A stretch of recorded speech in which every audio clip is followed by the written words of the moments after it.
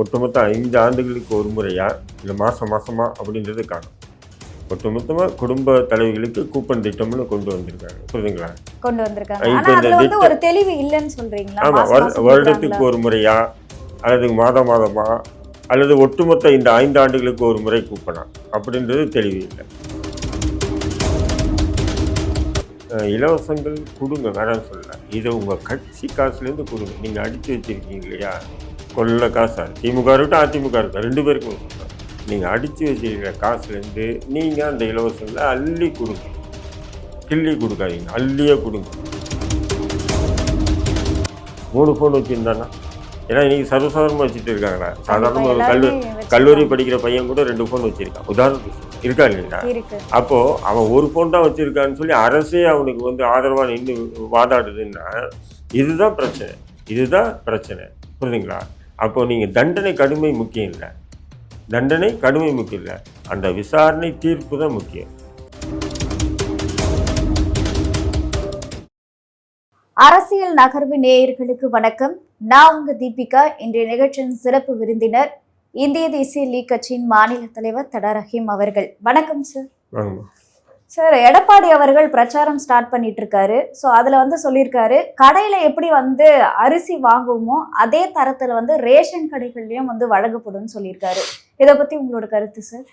கருத்து இல்லை, அது ரேஷன் கடையை வந்து ஒழுங்குபடுத்தினா அதேமாதிரி கொடுக்கலாம். அது கொடுக்குறேன்றாரு, அவ்வளோதான். அதுதான் நம்ம பார்க்கணும். இல்லை, இதற்கு முன்னாடி வந்து பண்ணாத ஒரு விஷயத்த இதை வந்து ஒரு அறிக்கையாக வந்து ஏன் வெளியிடும்? அடிபட்டிருக்காங்கல்ல, மறுபடியும் வரணும். அப்போ இதெல்லாம் தவறுகளை வந்து சில மனிதர்கள் இருக்காங்க, அடிபட்டவுடனே அந்த தவறுகளை திருத்திட்டு மறுபடியும் ஸ்டடி ஆகுது. அதுக்குண்டான வேலைகளில் இறங்கலாம் மேபி.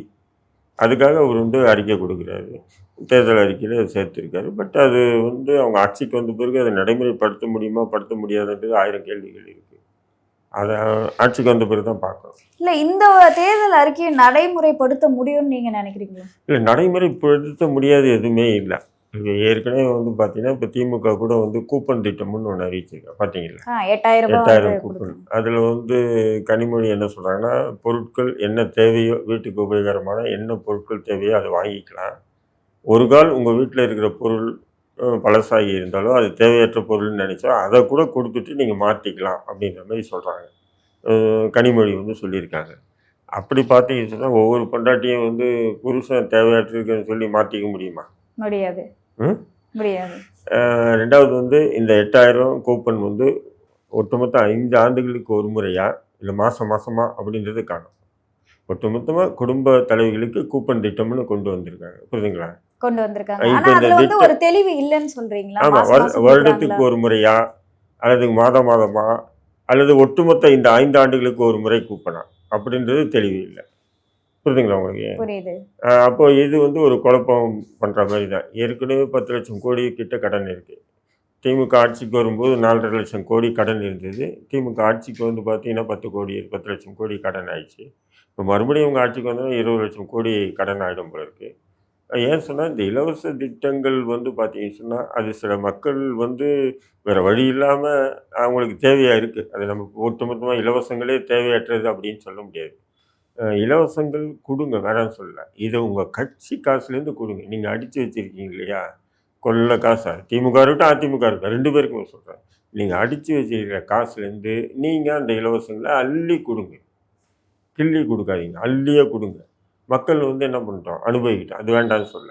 பட் நீங்கள் என்ன பண்ணுறீங்கன்னு சொன்னால், மறுபடியும் நீங்கள் ஆட்சிக்கு வந்து இவ்வளோ உத்தரவாதம், இவ்வளோ வாக்குறுதிகள் கொடுத்து ஆட்சிக்கு வந்து மக்கள்கிட்டேருந்து பிடிங்க. இதுல எல்லாமே வந்து சில விஷயங்கள் ஏற்றிருக்காங்க. இப்போ வந்து 1000 ரூபாய் மகளிர் உரிமை தொகைன்னா வந்ததுக்கு அப்புறம் வந்து 2000 ரூபாய் மகளிர் உரிமை தொகையா வந்து கொடுக்குறோன்னு சொல்லியிருக்காங்க. இந்த ஓய்வு, அதாவது இந்த முதியோர் ஓய்வூதியமும் வந்து 1200 இருந்து 2000 ரூபாய் இந்த மாதிரி வந்து கொஞ்சம் எக்ஸ்டெண்ட் பண்ணியிருக்காங்க. ஏன்னா ஆல்ரெடி முதியோர் திட்டமெல்லாம் வந்து பார்த்தீங்கன்னு சொன்னால் அது காலங்காலமாக அது வந்து தேவைப்படக்கூடிய விஷயம் தான். அதெல்லாம் தவிர்க்கப்பட முடியாது. ஏன் சொன்னால் அவங்களால எந்த வேலையும் செய்ய முடியாதுன்னும் போது அவங்களுக்கு அந்த உதவித்தொகை வந்து ஆணோ பெண்ணோ இருபாலருக்குமே வந்து அது ஒரு பயன் அளிக்கக்கூடியதாக இருக்குது. பெரும்பாலும் இன்றைக்கி இருக்கக்கூடிய வேகமான உலகத்தில் பிள்ளைங்க வந்து பெற்றோர்களை கவனிக்கிறது இல்லை. அப்படிங்கும்போது அந்த முதியோர்களுக்கு இலவசம் என்பது நம்ம லாஜிக்காக ஏற்றுக்கலான்னு வைங்க. இந்த காலை உணவு திட்டமும் இப்போ 8ஆம் வகுப்பு வரைக்கும் வந்து வழங்கப்படும் அப்படின்னு சொல்லியிருந்தாரு. இல்லை, அதுதான் சொல்கிறேன். இந்த அரசியல் கட்சிகள் இன்றைக்கி வந்து தேர்தலை ஒரு கமர்ஷியல், அதாவது இது ஒரு வியாபார தளம் ஆக்கிட்டாங்க. ஏன்னு சொன்னால் பல கோடிகளை செலவு பண்ணி தான் சட்டமன்ற உறுப்பினர் ஆகுறாங்க. பல ஆயிரம் கோடிகளை செலவு பண்ணி தான் ஒவ்வொரு கட்சியும் தேர்தலை சந்திக்கின்றது. அந்த நிலை உருவாயிடுச்சு. அப்படி இருக்கும்போது அப்போது இது வந்து பார்த்திங்கன்னா ஒரு தவறான முன்னுதாரணமாக தான் நீங்கள் பார்க்கணும். இது ஒரு நல்ல ஆரோக்கியமான அரசியல்னால் நிச்சயம் ஆரோக்கியமான அரசியல் இல்லை. நம்ம சீமான்னு சொல்கிற மாரி வந்து பார்த்தீங்கன்னு சொன்னால் இது ஆரோக்கியமான அரசியல்னு நிச்சயமாக ஆரோக்கியமான அரசியல் இல்லை. எல்லாத்தையும் இலவசங்கள்னு சொல்லிட்டு கொடுத்துட்டீங்கன்னு சொன்னால் அப்புறம் இந்த மக்களுக்கு என்ன எல்லாமே மக்களை எதுவுமே அடமானம் வைக்கிறதுக்கு சமம். அப்ப தமிழக அரசியலுக்கு இலவசம் வந்து தேவைதான், அது இருந்தாதான் ஜெயிக்க முடியும் அப்படின்ற ஒரு சூழ்நிலை அப்படி உருவாக்கிட்டாங்க. ஏன்னா இவங்க 5 ஆண்டுகள் ஆட்சி வந்து நல்லாட்சி பண்ணியிருந்தாங்கன்னா மக்களாக ஓட்டு போட போகிறாங்க இல்லையா? இவங்க எப்போ ஆட்சிக்கு வராங்களோ அப்போல்லாம் கார்பரேட்டுக்கு துணையாக நிற்கிறது தான். மக்கள் விரோத செயல்பாடுகளில் முதன்மையாக இருப்பாங்க. மேல்மா சிப்காடு விஷயத்துக்கு விவசாயிகள் போராடுறாங்க, இன்னொரு எந்த பேச்சும் இல்லை. பரந்தூர் விமான நிலையத்துக்கு விவசாயிகள் போராடுறாங்க, அதுக்கு எந்த விதமான நடவடிக்கையுமே இல்லை. இது போல் எண்ணற்ற புல்டோசர் மூலிமா முஸ்லீம் வீடுகளை இடித்தாங்க, அதுக்கு எந்த முன்னேற்றமும் இல்லை. இப்படி நம்ம சொல்லிக்கிட்டே போகலாம்.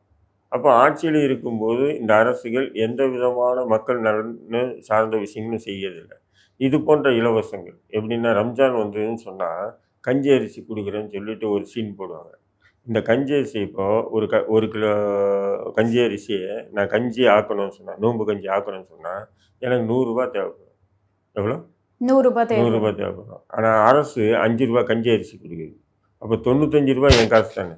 கண்டிப்பாக. ஆனால் இவங்க என்ன சொல்கிறாங்க, கஞ்சி அரிசி கொடுக்குறாங்க. இதுக்கு சில பேர் முட்டு கொடுக்குறவங்க என்ன சொல்லுவான், இஸ்லாமியர்கள் நோன்பு விரதம் இருப்பதற்காக திமுகவினுடைய தலைவர் மனமும் வந்து எத்தனையோ மெட்ரிக் டன் அரிசியை இலவசமாக கொடுக்குறாருன்னா புரியுதுங்களா உங்களுக்கு? பட் இது தேவையில்லாத ஆணின்னு தேவையில்லை. அது வந்து காட்டி அரசியல் பண்ணுறது.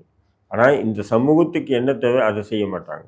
அதே மாதிரி தான் இப்போ இந்த இலவசங்களுடைய பார்வையை நான் பார்க்குறேன். இதில் இன்னொன்று முக்கியமாக பார்க்கக்கூடியது என்ன அப்படின்னு பார்த்தீங்கன்னா, இந்த மாதிரி பெண்கள் பாலியல் வன்கொடுமை செய்யக்கூடிய நபர்களை வந்து மரண தண்டனை வந்து வழங்கப்படும் அப்படின்னு சொல்லியிருக்காரு. கொள்ளக்காரன் உங்கள் கட்சிக்காரன்னு மரண தண்டனை வழங்கும். மரண தண்டனை என்பது முக்கியம் இல்லைம்மா, விசாரணை நியாயமாக நடக்குதான்றதான் பார்க்கணும். இப்போது அண்ணா பல்கலைக்கழக மாணவி ஒருத்தி வந்து ஒரு பெண் வந்து பாலியல் பலாத்காரம் செய்யப்பட்டார். அந்த பெண் வாக்குமூலம் கொடுக்குறார், கன்ஃபெஷன் ஸ்டேட்மெண்ட்டு. கன்ஃபெஷன் ஸ்டேட்மெண்ட் வந்து ஒரு வழக்குக்கு முக்கியமான கருமேறி அது, புரியுதுங்களா? அந்த கன்ஃபெஷன் ஸ்டேட்மெண்ட்டில் அவர் என்ன சொல்கிறான், இவன் எங்கிட்ட பாலியல் பலாத்காரம் என்னுடைய பாய் ஃப்ரெண்டை அடித்து உடைச்சிட்டு எங்கிட்ட வந்து இப்படியெல்லாம் நடந்துக்கிட்டான் ஒரு பெண் கொடுக்குறான். அதே நேரத்தில் கொடுக்குறேன், இவன் வந்து ஃபோன் பண்ணி நான் சொல்லும் போதெல்லாம் அந்த சார்கிட்ட நீ போகணும் அப்படின்னு சொல்லி என்னை மிரட்டினான். அதாவது நான் பயன்படுத்துவது மட்டும் இல்லாமல் நான் கூப்பிடும் போதெல்லாம் நீ வரணும், நான் அனுப்புகிற ஆள்கிட்ட நீ போகணும்னு சொல்லலாம். இதுவும் யார், அந்த பெண்ணு தான் கன்ஃபெஷன் ஸ்டேட்மெண்ட் கொடுக்குறான். பட்டு அந்த யார் அந்த சார் அப்படின்ற எதிர்கட்சிக்கு உட்பட எல்லாரும் பிரசாரத்தை எடுத்த உடனே அது திமுகவுடைய யாரோ இருக்காங்க, மேபி யாருன்றது தெரியல, புரியுதுங்களா? திமுகவை சார்ந்தவர்கள்லாம் அதிகார வட்டத்தில் உயர்ந்த பதவியில் இருக்கா ஏதோ. அப்போ இவங்க என்ன பண்ணுறாங்க, அதுவும் திமுக ஆட்கள் தான் சொல்றதுக்கு எந்த ஒரு ஆதாரமும் இல்லை அந்த நபர் திமுக காரன் இல்லையா? அப்படி இருக்கும்போது திமுக காரனாக இருக்கலாம். நான் சொல்கிறேன், அது அண்ணா திமுக காரன் கூட இருக்கட்டும். நீங்கள் அது விசாரணையை விரிவுபடுத்தாமல் நீங்கள் எப்படி சப்பக்கட்டு கட்டுறாங்கன்னா, எப்படி மக்களை முட்டாளாக்குறாங்கன்னு சொன்னால், உதாரணத்துக்கு பார்த்தீங்கன்னா அவர்கிட்ட ஒரு ஃபோன் இருந்தது. அந்த ஃபோனை நாங்கள் முழுக்க வந்து ஃபாரன்சிக் ரிப்போர்ட் அனுப்பினோம். அந்த ஃபாரன்சிக் ரிப்போர்ட் அதிகாரிகள்லாம் வந்து கோர்ட்டில் சாட்சி சொன்னாங்க. அப்புறம் நாங்கள் அந்த ஏர்டெல் கம்பெனி மேனேஜர் வந்து சாட்சி சொன்னார். இந்த ஃபோன்லேருந்து அந்த நேரத்தில் எந்த ஃபோனும் வெளியே போகல, அந்த ஃபோன் ஏர்போர்ட் மோடில் இருந்தது. இப்படி இவ்வளோ சாட்சிகள் வச்சு இவங்க என்ன பண்ணுறாங்க, யார் அந்த சாரை மறைக்கிறாங்க. நான் என்ன சொல்கிறேன், அந்த நபர் 2 ஃபோன் வச்சுருந்தானா, 3 ஃபோன் வச்சுருந்தானா? ஏன்னா இன்றைக்கி சர்வசாதாரணமாக வச்சுட்டு இருக்காங்களா? சாதாரண ஒரு கல்லூரி படிக்கிற பையன் கூட 2 ஃபோன் வச்சுருக்கான், உதாரணத்துக்கு சொல்கிறேன், இருக்கா இல்லைங்களா? அப்போது அவன் ஒரு ஃபோன் தான் வச்சுருக்கான்னு சொல்லி அரசே அவனுக்கு வந்து ஆதரவாக நின்று வாதாடுதுன்னா இதுதான் பிரச்சனை, புரியுதுங்களா? அப்போது நீங்கள் தண்டனை கடுமை முக்கியம் இல்லை,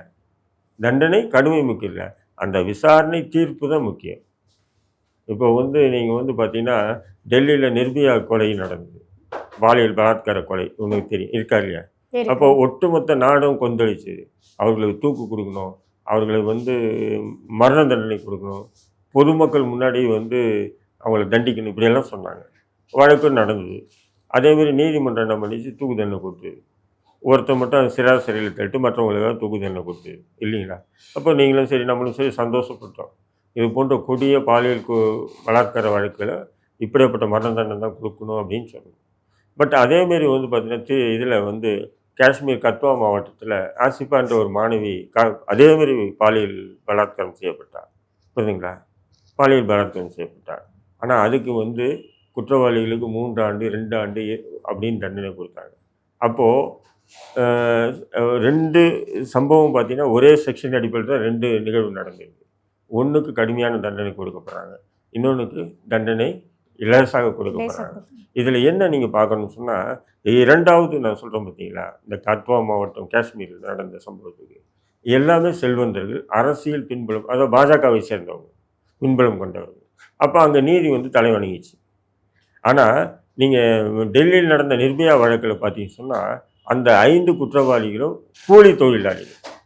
புரியுதுங்களா?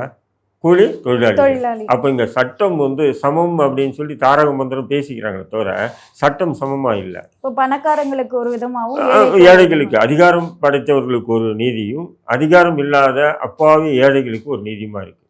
அப்போது டெல்லி நிர்பயா வழக்கில் நம்ம சந்தோஷப்பட்டது, அது காஷ்மீருக்கு கத்வா மாவட்ட சம்பவத்தில் நமக்கு ஆத்திரம் வருதா இல்லைங்களா? அப்போது 2 ஒரே செக்ஷன்லேயும் கைது செய்யப்பட்டவர்கள். அப்போ இங்கே தூக்கு தண்டனை அங்கேயும் கொடுத்துக்கணும். அப்போ நீதி சமமாக இருக்குன்னு அர்த்தம்.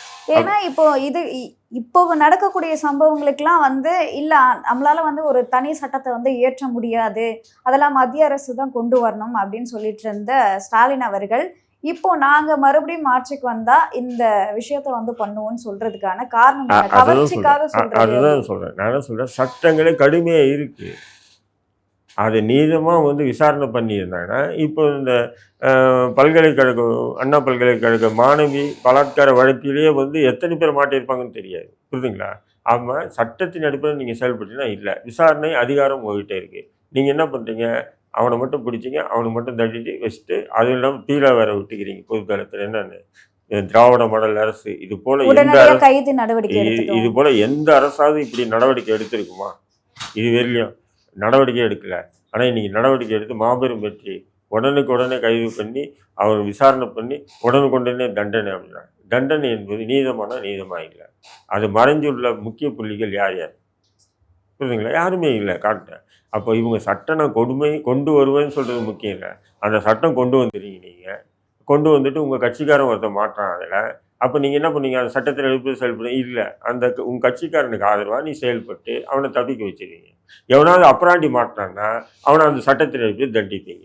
இதுதான் யதார்த்தமாக இருக்குது. அதனால் நீங்கள் இந்த சட்டத்தில் இதை விட கொடுமையான சட்டங்கள் கொண்டு வந்தாலும் சட்டங்களை நடைமுறைப்படுத்தும் போது நியாயமான மனசாட்சியோடு நடைமுறைப்படுத்துகிறாங்கன்னா இல்லை. ஆட்சியாளர்களுக்குன்னு ஒரு சட்டமும் அப்பாவி ஏழை மக்களுக்கு ஒரு சட்டமாக தான் இன்றைக்கி இருக்குது. அதுக்கு தான் நான் வந்து நிர்பயா வழக்கு மேற்கோள் காட்டி பேசினேன்.